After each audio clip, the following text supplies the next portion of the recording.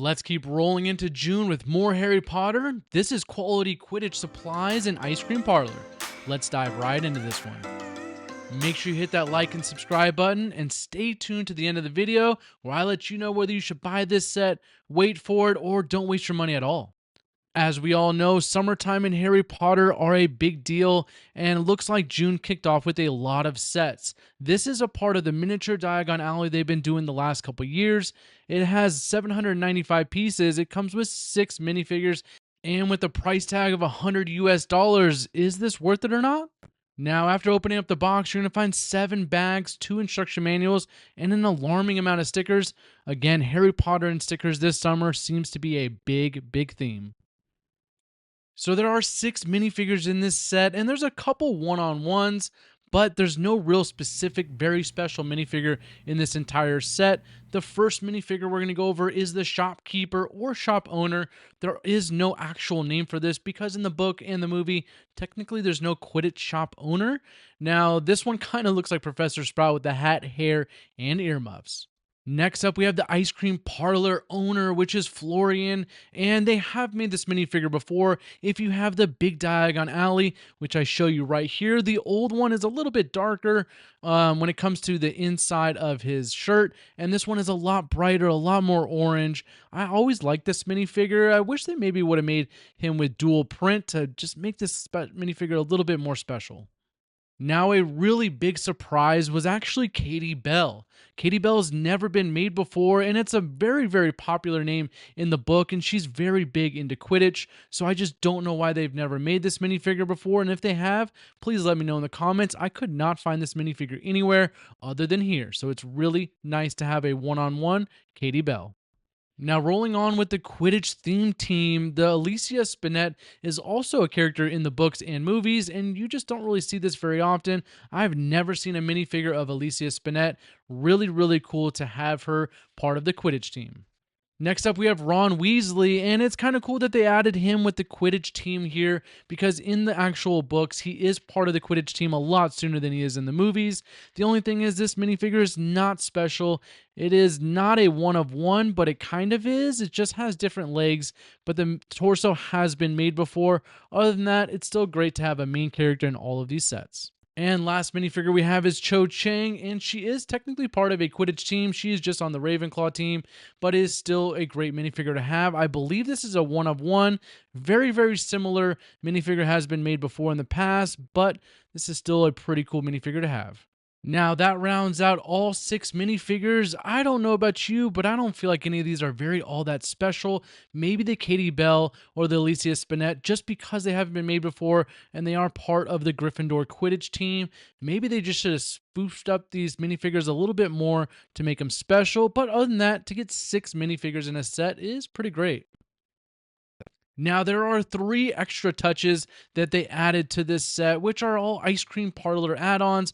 There is a vendor machine kind of to-go cart. Then there is a display case where they have cookies and ice cream displays. And then lastly, they have a 2-piece set where you can sit down, have your butterbeer with some ice cream and an umbrella.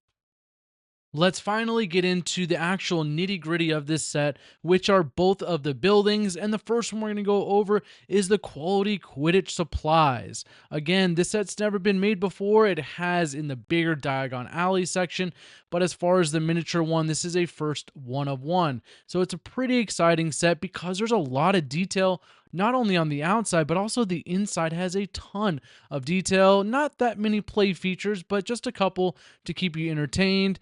And for this particular building, there is one upstairs and downstairs, and the upstairs, as you can tell, is really cool.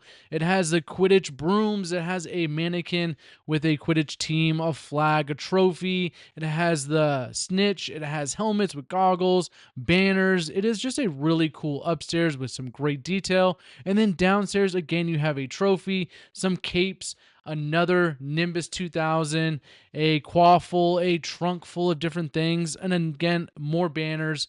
Really great attention to detail with this entire building. Now, the next building is the ice cream parlor, and there's really not much to talk about here.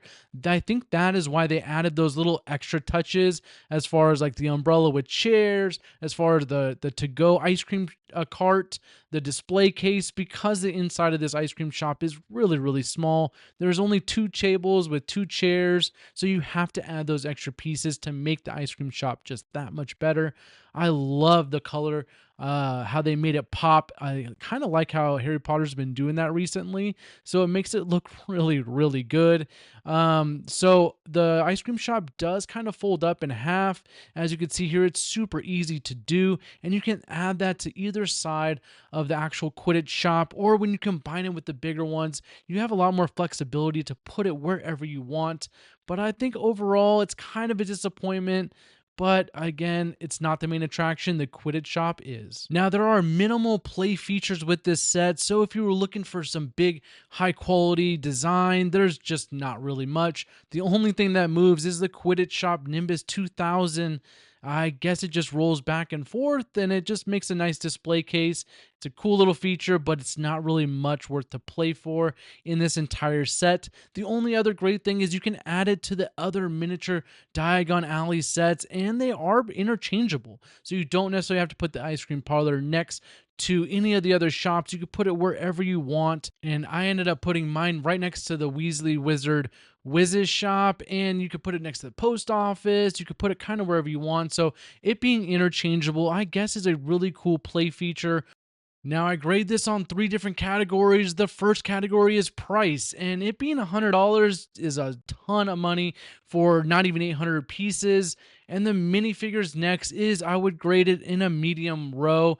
There is nothing really that special about any of these minifigures, and there's no real one-of-one, like very, very special edition minifigure. It's actually part of Harry Potter's downfall in the minifigure industry. Now, the last one is the build experience, which of course I rate this a 10 out of 10. Green build experience. It was unbelievable. Overall, the ranking of this entire one, it comes to display, pieces, price, minifigures, and build. I'm going to let you know you should probably wait to buy this set. Now, the last mini Diagon Alley set, it did not go on sale from $90, so I don't know if this one ever will, but I would not rush to the store and buy this one right now if I were you. Go ahead and save your money and buy yourself something else. Now, if you want to see more of my reviews, hit that like and subscribe button, and I'll see everybody on the next one.